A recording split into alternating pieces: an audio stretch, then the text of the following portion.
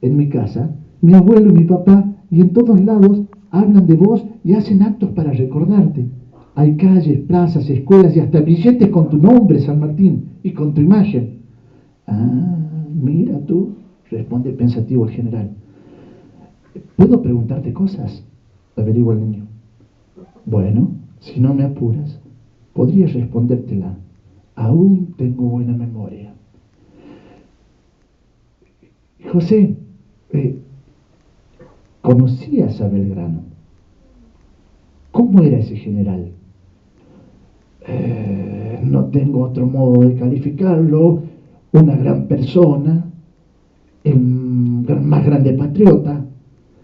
No solo creó nuestra bandera, fue fundador de escuelas, un modelo de honestidad y también un gran amigo.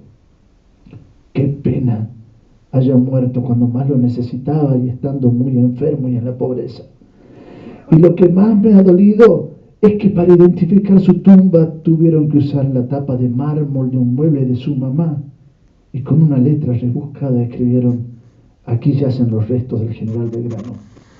¡Cuánta ingratitud! Dios mío, cuánta ingratitud.